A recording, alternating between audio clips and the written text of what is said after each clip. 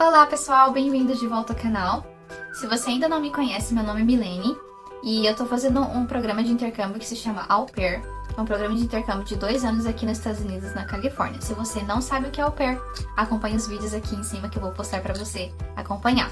Hoje nós vamos falar um pouco sobre o coronavírus aqui no estado da Califórnia, especificamente na região onde eu moro. E nós vamos entender um pouquinho sobre como que as pessoas estão lidando aqui e como que a gente, intercambista que chegou nesse período, está vivendo esses dias aqui.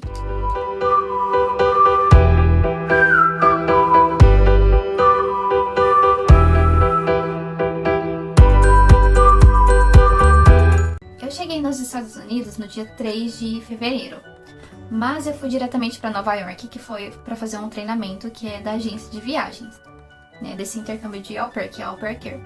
Mas eu fiquei até na quinta-feira lá, eu cheguei na segunda, no dia 3, e na quinta-feira, dia 6, eu vim pra casa da Host Family, que é na Califórnia, né, especificamente perto de São Francisco, na cidade de Los Altos. Então eu vim pra cá no dia 6, então comecei na verdade no dia 7 de fevereiro.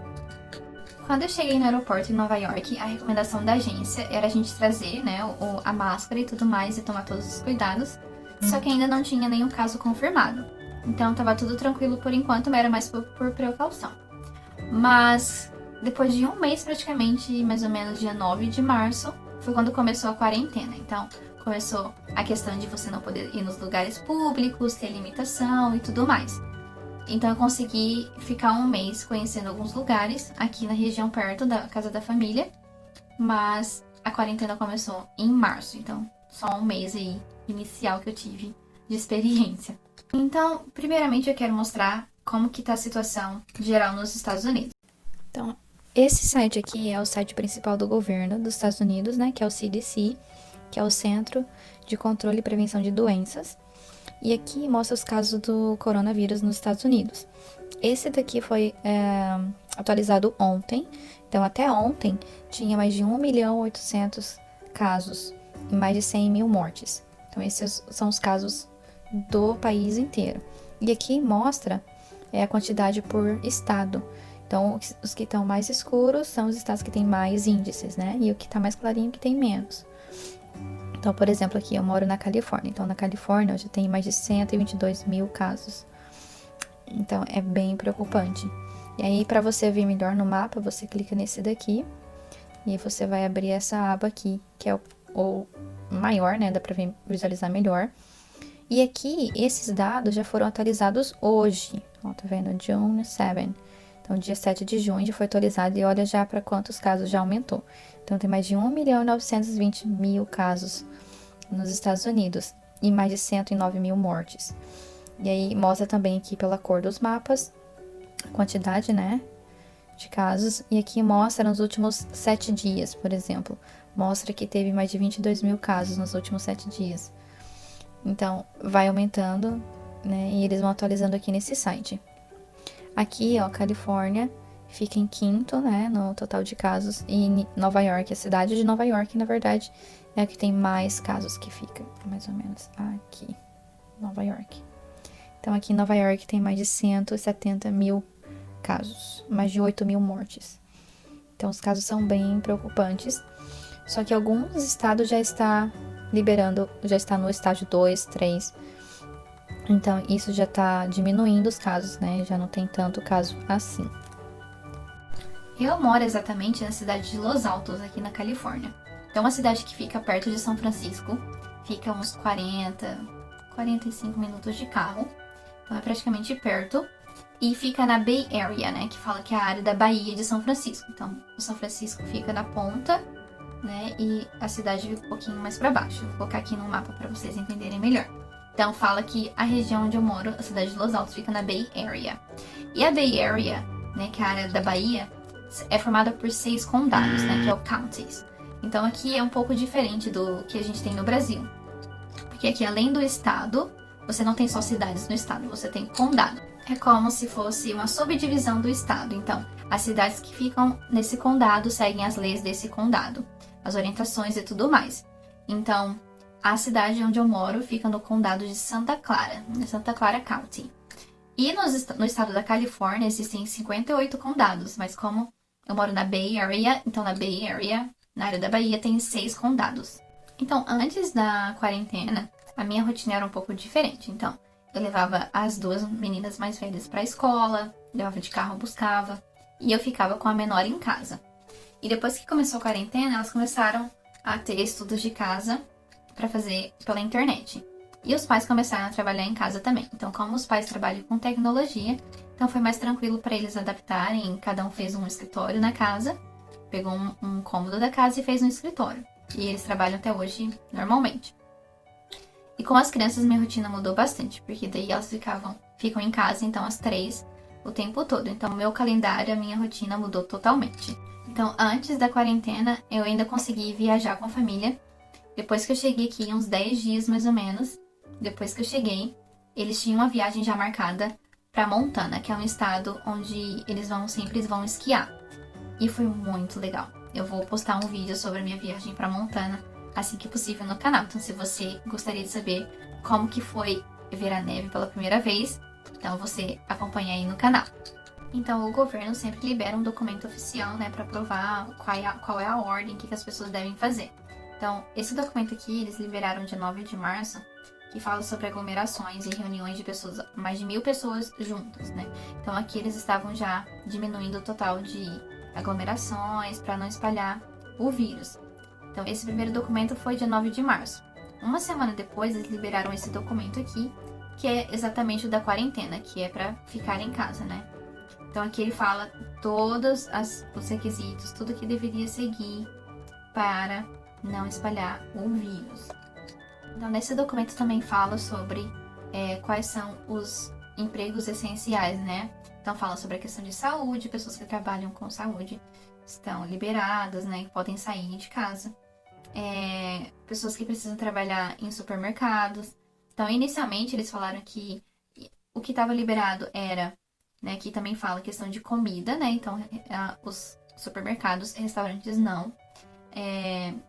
Os postos de gasolina também estariam abertos, mas com todo aquele cuidado para não espalhar também o vírus. Questões de banco também, né? E, se possível, né? O máximo possível resolver tudo online ou por telefone.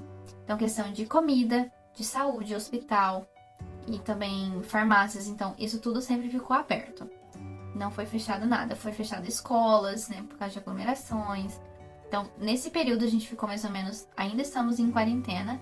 Vamos pro 3º mês de quarentena. Então, essas restrições a gente tá obedecendo há 3 meses. Então, aqui, assim, se você não obedece, então provavelmente a polícia vai atrás de você. Ou te dá uma multa muito alta, ou ele vai te levar pra delegacia, vai te prender. Porque aqui eles são bem rígidos em questão de leis, né? Aqui também fala outros serviços como eletricista, exterminador, então coisas de serviço sanitário, então também deveria continuar funcionando. Questões de quem trabalha em hardware, tipo questão tecnológica, de TI. Então as pessoas também poderiam continuar trabalhando, mas sempre fazendo o possível para trabalhar em casa. Então, instituições de ensino, então se o professor precisa ir na escola ou para manter as crianças estudando, porque aqui eles prezam muito pela educação. Então, as crianças têm tarefa todos os dias, exercícios todos os dias, e todos os dias é português,